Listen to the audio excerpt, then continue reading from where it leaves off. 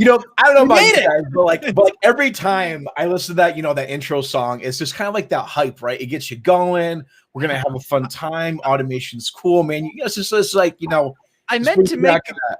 Yeah, I meant to make a comment on the jazzy elevator intro music you've had all week. Like, it's catchy. Like, it's good. It's good stuff. I like how it kind of skips a little bit too. Like, it kind of misses the beat there for a little bit. I'm surprised I'm not sick of it yet. We've heard it like what 7-8 times already this week. It's been good. Well, anyways, everyone, welcome again to the final midday meetup for A3. Holy cow, has it been one heck of a week? It's been a heck of a week, guys. It's been a heck of a week. You guys have been doing a tremendous job. I mean, these midday meetups have been fun. It's been like a lighter, usually we end a conference session, then I'm like, okay, I'm going to grab a sandwich. I'll jump over and listen to what these guys have to say. And absolutely. So, Alex, welcome to the midday meetup. People have probably seen your face if they've been a part of the Automate Forward event throughout the different keynotes and speakers and stuff. I know you've been doing some highlights throughout the week. And of course, you've been posting your own little hey, this is what's happening this day every single morning and tagging all the keynotes. But for those who don't know who you are, I think they already know who Chris and I are just from us doing this every week. But Alex, who are you? What do you do? Tell us about yourself. What's your favorite beer and what's your favorite cheat meal? If you were to have any meal, what would your favorite cheat meal be? Okay. Great intro question, Jake. Hey man, you're hitting me with the hard questions to start. No, it's great to be with you. For those who don't know me, I'm Vice President of Membership and Business Intelligence with A3. I've been with the association this is my ninth year now, and it's been a fun ride. I mean, even just in my relatively short time in the grand scheme of things, automation's taken off. We've seen so much development and excitement around the technology, and I can help anybody with questions about their membership and statistics related to the technology. So we're just having a lot of fun. I mean, it's a great time to be in automation. All of our companies that we saw at the show are showing off all their awesome technology, and I think we heard from a lot of really cool speakers this week as well on the conference side. Now, to answer your question, I'm a big IPA guy. Okay. And for the happy hour, I had a Bell's Two Hearted. I've been kind of finishing up my supply of Two Hearted. Big Fantastic.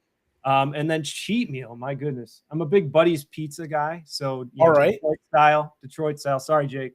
Detroit style is my jam. So I love Detroit style pizza. That might be my cheat meal answer as well. My favorite brewery in San Francisco that had excellent IPAs doubled as a Detroit style pizza joint. Alex, you would love this place. Yeah. I'm sure I would. If it's Detroit style, I can guarantee you it's on my list. I have to say, I probably, unless it's like a Giordano's, but the thing with Giordano's is it's not like one of those things where you could at least for me, sit down, just grab a beer and watch a football game, right? Because you got to eat it with the fork. You got to do this. Yeah. For me, if I want Detroit style, I get that corner piece. I'm a big corner guy when it comes to Detroit style pizza. A 4-corner. They actually have an 8-corner, so they make 2 small ones, so everyone's got a corner piece. I mean, it's tremendous. And you're right. The Chicago style, nothing against it. It's great. It is good for what it is. But it's more of a dessert to me. And you're weighty after that, so you're on the couch for a while longer. I think Detroit style is the happy medium there for true deep dish pizza. When you get into Chicago style deep dish, it's its own thing. Like you said, it's not like Jake, what you were saying. You don't eat it during the baseball game or the football game. It's knife, fork, proper dinner. So, I mean, can we just talk about Detroit style pizza for this whole time? Yeah, exactly. I feel like we need to have another just separate event, Chris and I, later, where we just talk about pizza and beer, and just chat about it. So real quick, I want to jump back. Alex, you said you were at A3 now for 9 years. You graduated from MSU, go green. And how many members were there of A3 9 years ago? Do you have any idea what you remember? Man, it was substantially lower than we have now. I'll tell you that. I know just in the past 9 years, almost 10, we've basically doubled our membership. So we're at about, we're a little over 1,100 right now. Great. All together from across the world. And it's been tremendous growth. Great support by our member companies too. I mean, a lot of the companies that you guys have been in and actually talking about all week in these meetups, the booths, when you jump in, you see the nice big marketing videos. These companies are stepping up their marketing game in the virtual world. That's for sure. It's something. Absolutely. So virtual, we are here for the Midday Meetup for Automate Forward. Now, Automate Forward is a virtual event that's been happening really since Monday and pregame kicking off the week before, but it's a virtual keynote event and really showcase of 80 speakers that have 80 keynote speakers throughout the week, 250 virtual booths. And it was put on by A3, the Association for Advancing Automation, where it was going to happen in 2020 this year in Detroit. It got pushed back from the pandemic. We'll talk a little bit more about what's coming future for A3 and when that's happening in 2021 in Detroit. But, overall, it's been one heck of an event. So, Alex, with you kind of being one of the main faces for running this event, let's go into a few details about what's happening with A3 right now. You can go online, you can still register for free. And we'll have, I think Dana's probably in chat. She'll drop a link if you guys can still register for free. So even if you missed the first 4.5 days of this event, you're not out of luck. You can still go online. Everything is recorded and on demand, and it's going to be free until April 2nd, which would be Saturday, a week from tomorrow. You can still go and catch up what specific ones that you want to go on and all these different keynotes. So Alex, because I know you can play favorites and you can pick your favorite one, who was give me some of your favorite ones. I know you can't say your favorites. Which one did you find most interesting? How's that? Not favorite. Which one did you learn something from? I learned something from literally every talk. I mean, it's not okay. So I'm not copping out. I'm that's fair. I think that's fair. I would have said the same thing, Alex. I'm not going to rib you for that. Yeah. So by trade, market analysis, marketing, that type of field. So I literally learn every time I watch one of these things. I'm gonna. Okay. So we talked about a lot. AMRs this morning, by the way, had a little connectivity issue. You mentioned, me being part of the event. Huge team effort, this event. I mean, I can't say enough for the conference team, the event side team, just what it takes, a little behind the scenes, jumping in when technical issues happen, just, you're working together. It's just been fantastic. But I digress. I really enjoyed the collaborative automation panel, certainly. All the panels have been great. AMRs, these are technologies really taking off. But I don't know if you caught Andrew Ng's presentation this morning, where he did a live demonstration of technology on, by sharing his screen, and it worked. Like I was biting my nails the whole time, like, having connectivity issues earlier in the morning. I was like, this is, oh no, this is going to be terrible. But it worked, and it was really, really interesting stuff. And I hope everybody enjoyed that. But it's just been a jam-packed week. I'll turn the question back to you guys. You guys have been watching. You've been plugged in. What have you liked the most this week? I would say that, man, like I said, you can't throw back because I've learned so much. As far as one of the most interesting conversations, I'd have to go back to yesterday morning's keynote with Milton and Joe and Greg and David on how collaborative automation is driving productivity. That one was super fun. And it was great as well because Chris and I had Joe and Milton on our pregame event last week, Thursday, to kick things off. And that one just felt like a group of guys. What was the terminology we used yesterday, Chris? With Sully or who was that? The 90s Chicago Bulls of the robotics and automation world. Yeah, that one was super fun to watch. But yeah, I would say that, the haptic feedback and stuff, which was, I think, yesterday afternoon, it was the Automation Startup Showcase. And then there was a lot of fun stuff. I think Shadow Robotics was in there. Haptics was in there. Sensible was in there. Karada, I think was another one in there. I'd have to go back and I'd have to look at the list. But that one was super exciting. But for me, I think some of the biggest things that I took away from the event was how much of a drive we're going to see in autonomous mobile robots was a big one. And how much of a need and focus there is on diverse picking in the automation industry. I would have never have guessed how much conversation there was about how important picking and grasping is in the industry right now. And that was something that was super eye-opening for me is how much of a demand there is to move and grab product. Oh, it's huge. I was moderating Dieter Fox's presentation on Tuesday, which I think was a great discussion as well. I mean, you talk about the advances in AI. We were talking before that about grasping and picking and how that's like where the rubber hits the road in a lot of success cases with automation. So they're focusing on it at NVIDIA, but I know others, a lot of others, Shunk, we heard from, there's a ton of companies at A3 and in the show this week that have really put forward a lot of great innovations there. Absolutely. Chris, what about you? What was some key takeaways from you this week? So I'll second that. I loved yesterday's conversation as well. The keynote. I mean, not only for the practical standpoint, but there was a lot of energy. Like it was a party. Yeah. Like everyone was having a good time on that conversation. And that is one of my biggest takeaways from the event. There's a lot of excitement around this right now. And the stigma continues to change. Like I'll give a couple examples around that. Like automation is becoming more acceptable in spots where it might have been taboo before. Like we did the craft beer conversation on Wednesday evening, and that's a perfect industry where it's smaller businesses, it's artisanal in a lot of ways. Craft is right in the title.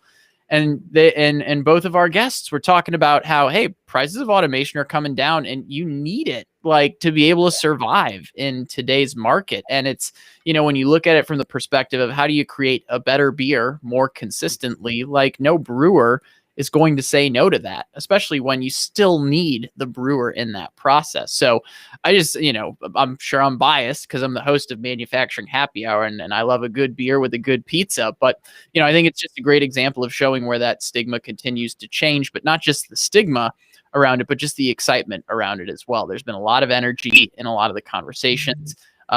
Every company I see has forward-thinking individuals now that seem to be changing the game as well. We had our conversation with Aaron from FedEx earlier.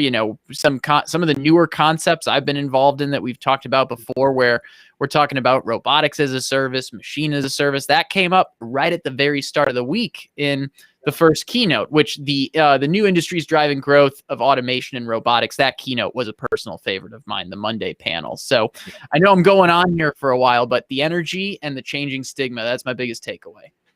Well, and Aaron, yeah. Oh, sorry, Jake. I was just going to mention, you see Aaron in chat, like posting all these crazy statistics, 800 million in global revenue. There it is on the screen. I mean, outstanding. Aaron, by the way, I thought you did a great job as well. I see Ted in chat. Ted, great job on the panel, the workforce discussion. Andrew, by the way, at Clubhouse last night. I used Andrew's comment in Clubhouse with my team after the event last night. I shared with him, Andrew, you were driving or something. You hadn't been able to watch all the content you wanted to, but you mentioned you were glad it was all kind of recorded and available on demand after the fact. So, so we appreciate you being with us and jumping in here as well as everybody else. For sure. And, one thing I was going to mention real quick is it was really exciting to see how the focus of automation is no longer this idea where it's happening in large, Fortune 500 companies who are doing massive amounts of automation and manufacturing. It's happening in the small, really the small manufacturer now. It's no longer the medium to mid-size. It's happening in small manufacturers. So there's actually a really good keynote on Monday, I believe, and it was with a machine builder, David from Integro, Applied Manufacturing, AMT was out there. Of course, John, who's super active on LinkedIn. Shout out to John if you're listening, from Fanuc. And then Craig Zobris, he's the CEO, I believe, from Fusion as well. They're doing some really fun stuff with Fusion. But, just that conversation, Arel, talking about how a company of 10 people, less than 10 people, can really look at automation as a solution to make them more competitive, but also embrace, the labor shortage that they're facing right now, trying to find skilled workers. It's just really exciting to see that, listen, a collaborative robot or a vision system or investments in automation can be done by a very small company at a relatively low cost as well. Yeah. And it's more approachable now. I think 100%. One of the points that Craig made in that panel on Monday was that, employees are looking for cool new technology, cool new tools to do their work in this, in this environment in which we are. So there's the receptivity of your workforce. There are things you have to remember as a business leader to do to prepare your workforce so that they have everything that they need. But you're 100% right, Jake, in terms of it's never been a better time right now to automate if you are in that SME, SMM category. Absolutely. I thought you were going to go a different direction with that, because I think it was Craig on our beer panel that mentioned that you can learn all this on YouTube now too. Like you can jump if you're programming PLCs, there's a video for whatever challenge you're running into, whatever you're having to learn. Like it's just it plays into that accessibility now that you can access that the same way you access music videos or whatever the viral video flavor of the week is as well. Yeah, I know. I'll do a quick shout out to Tim Wilborn.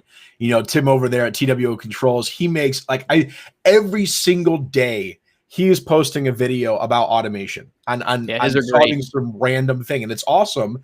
The fact that a person who does not know how to program a PLC or program a robot or program a vision system can now turn to social media to learn, and that's what's exciting is automation can now really be in anyone's hands who has a computer or a smartphone. It's no longer limited to a person who has to go get a schooling or a degree to learn.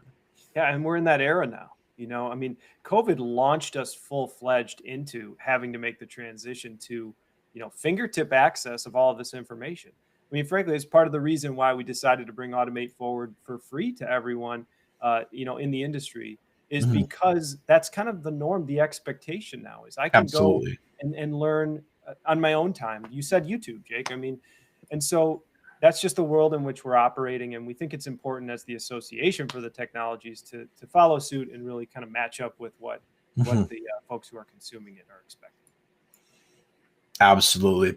So let's go. So we talked a little bit about what's happening or what happened this week so far, but, let's go over a few things. What is next for A3? We talked about at the beginning of this week, 9 a.m. Monday morning, you announced that RIA, IAI, you don't need to get them all right, Jake. It's okay if you miss a couple of them. But the four main organizations, right, that are out there, the Vision Organization, the Robotics Organization, A3 Mexico. Am I missing one more? No, I think you hit them all. MCMA, MCMA, that's it, motion control. So all of those are now coming under one umbrella. We got the new logo being shown here, Association for Advancing Automation, and we got a brand new website that's launching beginning of next month, automate.org. Yeah, that's the next big milestone for us in the near term, and that's April 14th is the date we put on it. It's going to be released widely then. Brand new membership structure at that time. So we've been working on this thing for over 2 years in terms of gathering feedback from our members, our boards, having the right build out of this new site. Building a website's no joke, especially one that's bringing four together into one. So that's a big one for us. That's the next big checkpoint.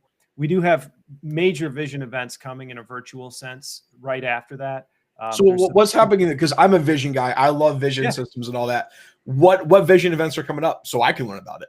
Sure. So vision. So we're doing the CVP training, which is Certified Vision Professional Training. We're doing that live over the internet in May, and that's going to be basic and advanced. So we have 2 stages of that certification training. One's basic; it's 6 courses. The advanced courses are 12 or 13 courses, so it's pretty in depth. So we're doing that virtually, 2 weeks in May, and then we're doing Vision Week, June 8th, 8 through 11, I believe, in June. So that's going to be basically like this. It's going to be a conference atmosphere. We're going to bring talks together, leading companies in, and it's all going to be available to the audience. Is that the show that normally that was put on by the other group where that happened in Boston every year?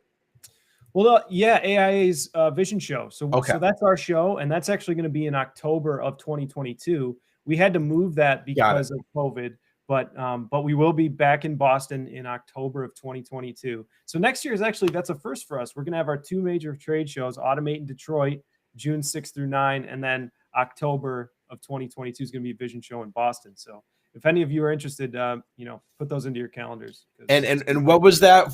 So when's Automate in Detroit? Automate's June 6th through 9 in Detroit. And Vision Show is October 11 through 13 of 2022. Awesome. So Automate. That's exciting. I'm going to be there. Automate. Likewise. 6 through 9. So that's, I'm excited for the fact that's June 6 to 9, 2022, not happening in 3 months. So people weren't confused. I probably should have added that in the title, but I'm super excited for finally getting back to getting in person. I think all of us are. I would say this event's been super awesome. Tell us about the numbers. How many people registered for this event, Alex, for Automate Forward Virtual? Yeah, so we have over 8,000 registrants for Automate Forward and climbing. We're going to continue to keep availability of all the talks open for another week, as you mentioned, Jake, earlier, through April 2nd. So it's just been a tremendous reception from the industry, and it's been quite a week. A lot of social media activity, thanks to you guys, midday meetups and out there posting, and it's been a lot of fun. And we just appreciate everyone being with us. And when we can get back together in person, certainly next year for Automate, but hopefully sooner. I'm really looking forward to having a beer with all you guys in person. Oh, it's going to be great. And then, of course, Aaron, as always, Aaron's been in chat all this week. Don't forget the International Robot Safety Conference. That's right, Aaron. Yep, that's this fall. And, we'll see how the stars align. We're kind of holding a possibility to maybe do that in person if it's possible, if everything aligns. Ooh. But if not, it'll be definitely held virtually, we believe. So if that were to happen in person, Alex, when would that be happening, and where would it be? Do we have any idea on dates and location yet? Yeah, it's a little early on that, but usually it's in that October timeframe, late September, October timeframe. So generally, that's when we look to do it. And then, do we know where that would be held? Well, we've held it in the Midwest recently. Okay. So we've been around. We've done it in Indianapolis. We've done it in Cleveland, I believe, Cincinnati, certainly. So we're going to be looking at different cities. We'll have an announcement to follow here soon. I'll nominate Grand Rapids in Michigan, where I am, just because that's the beer capital of the world. I would like to say I will literally go anywhere to go. I pretty much just like anything sounds good right now, Alex. No pressure at all. just tell me where I need to get in the car or book a flight, and I'm there.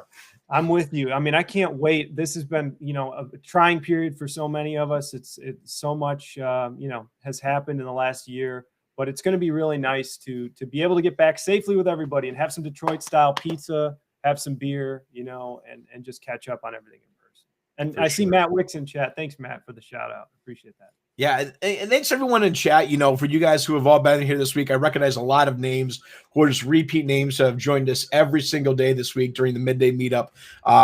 Chris and I really enjoy that, the kind words that you guys have had. It's really fun just to see this conversation happening. And Clubhouse was fun. We did that last night. So on the Clubhouse app, if you're not a part of it or you want to be on your iPhone, it's only available on the iPhone right now. But if you want, reach out to Chris or myself. We'll get you guys invites. I think I have 11 invites available right now. So reach out to us, quite a few as well. And then there's a lot of fun events. There's an Industry 4.0 event that Chris and I are part of as well. That's 12:30 every single day, Monday through Thursday. And then, of course, Chris is always hosting the manufacturing happy hour events as well.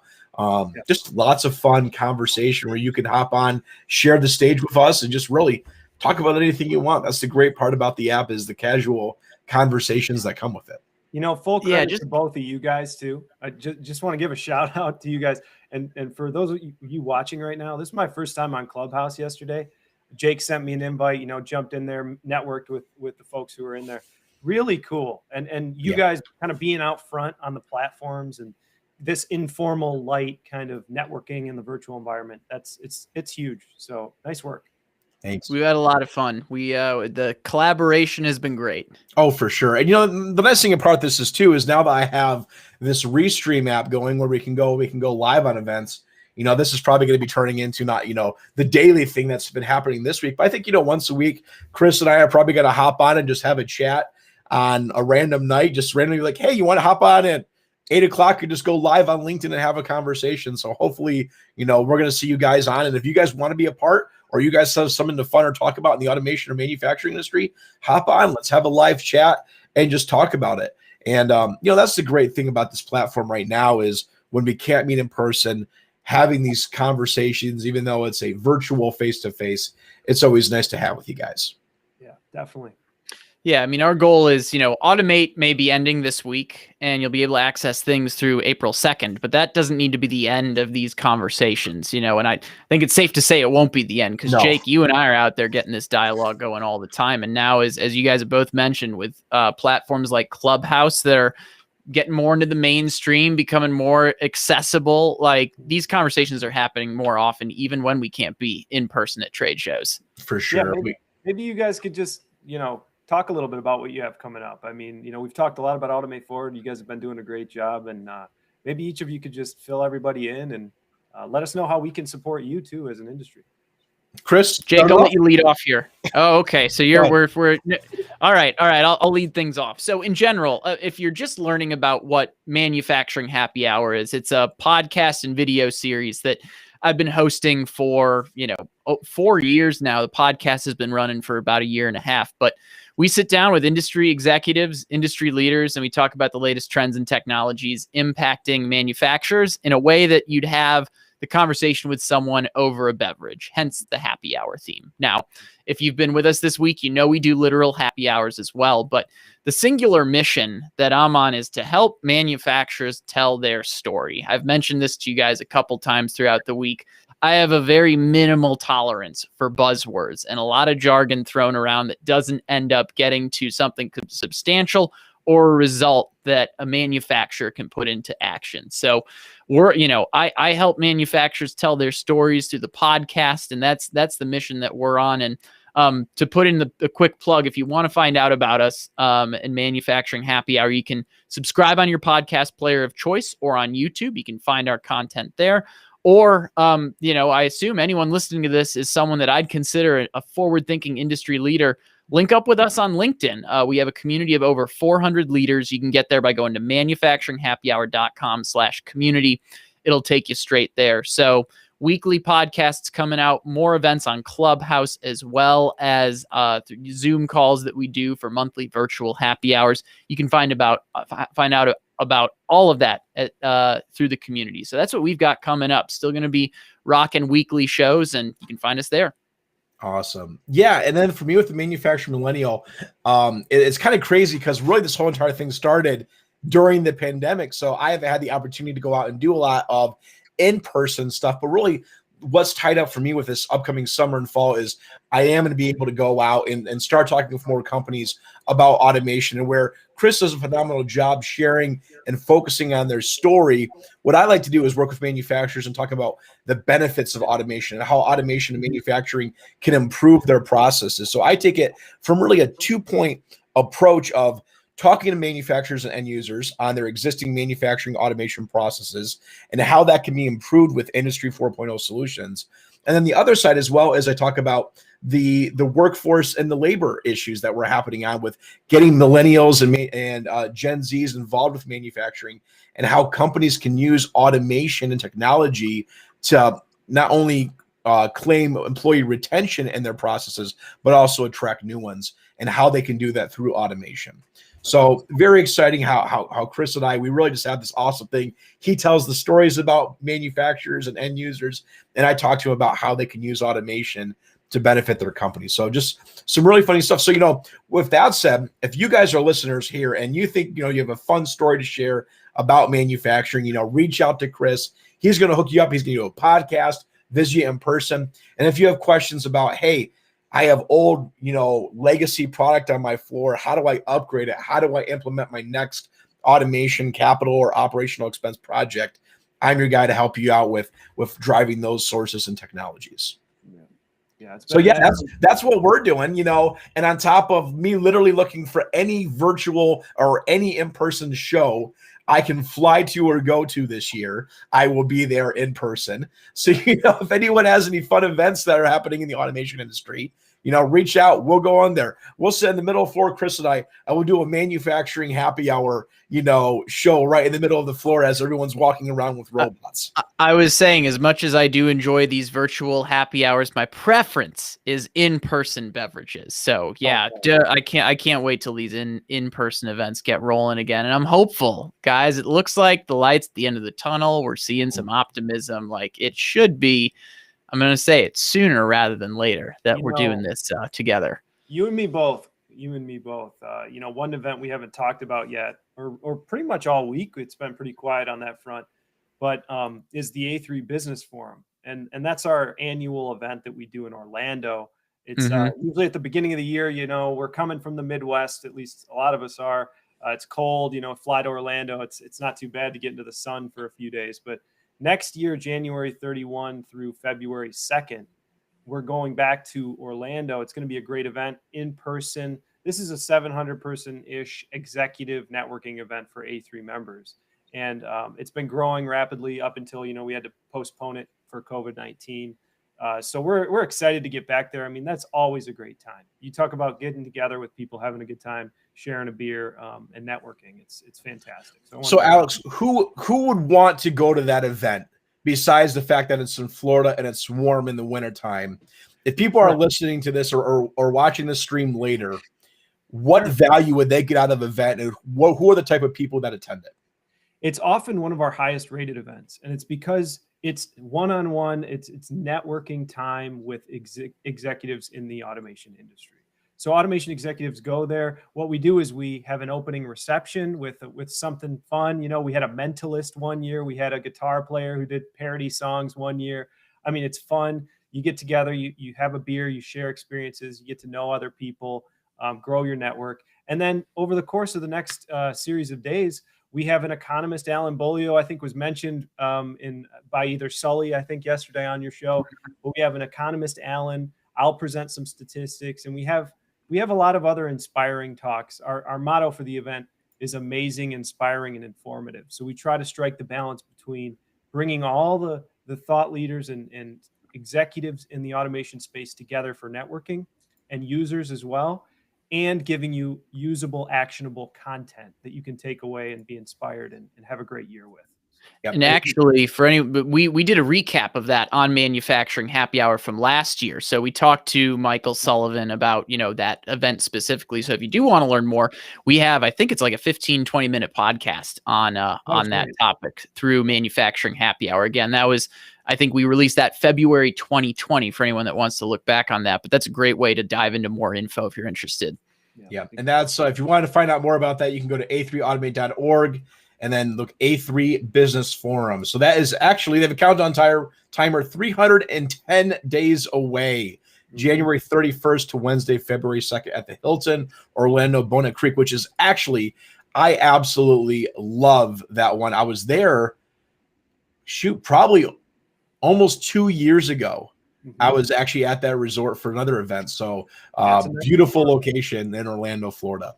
Very good proximity to some great roller coasters as well, which is one of my prime reasons for going to Florida. I think we found out maybe, before or after the event, join Chris and I for some roller coaster rides.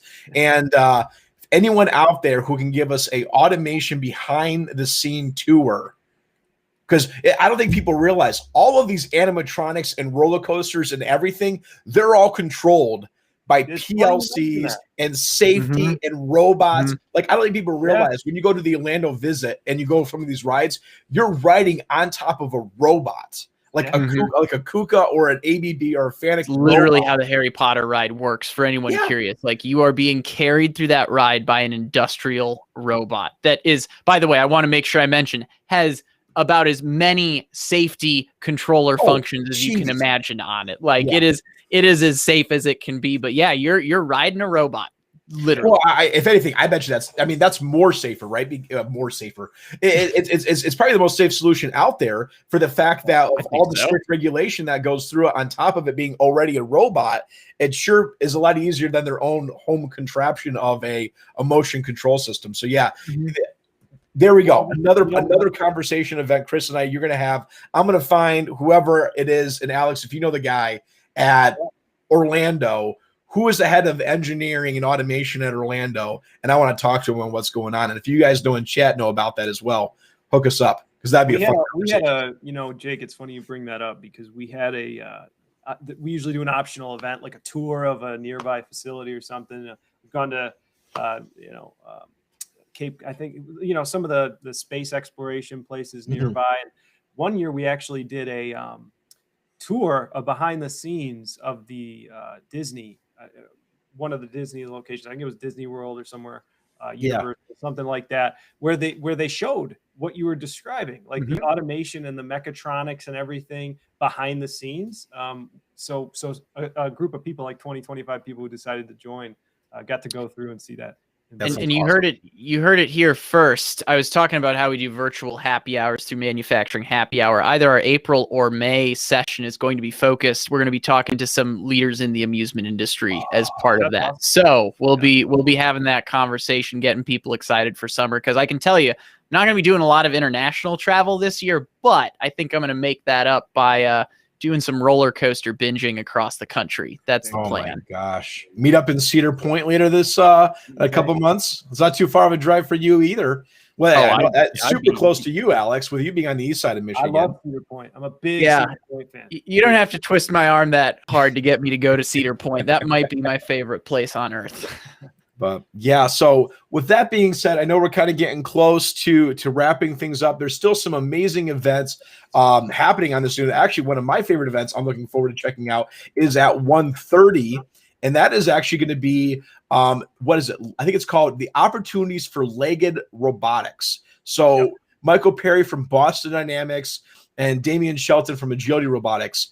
That's going to be a fun one. So if you guys don't know what Boston Dynamics is, they're a phenomenal, they're not even a startup anymore. They're a company that's out there producing and selling full-fledged legging robots. The robot is called Spot, is their main one. But how, adaptable, learning robots can work in manufacturing environments. I think it's super exciting because there's a bunch of opportunity there for safety within facilities. When you look at, you can send a robot into a high-risk area instead of an operator. There's so much opportunity for legged robotics in the manufacturing and automation space. Yeah, it's super cool. I mean, there's no doubt about it. The cool factor with leg robots is off the chart. So I'm excited to hear from both of those guys at 1:30. And right up against that, part of the cool thing about virtual events with these canned presentations, you can go back, you can watch things, right? Because there's two things going at the same time. I mean, machine vision applications are huge. We heard Andrew Ng mention it with image acquisition earlier today. We have some heavy hitters in that machine vision application session as well. So I'm looking forward to tuning into that one. And then of course I got to plug our own Bob Makura, who's going to be talking about standards development later in the afternoon as well. I mean, him and his work with vision and digital interface standards, Gigi Vision, you may know, CameraLink HS. These are important interfaces for the industry. So if you're up against that, I would suggest tuning in. Yep, and that's happening at 3:00. That is the Vision Digital Interface, the interoperability standards, and what they are, and the latest status. So if you like a good technical webinar, grab some popcorn and sit on down because you're going to learn a lot. You're going to learn a lot. You're going to learn a lot about what you can do as well, right? So a lot of the questions people have, like, what interface do I need to run in a huge, Tesla-sized factory, for example? Well, you're probably going to want long cord runs. You're going to want, all these type of things. So if you're looking for that, if you're looking to spec out a project and you need to know which interface is right for you, that is your session. You're going to find a lot of good information.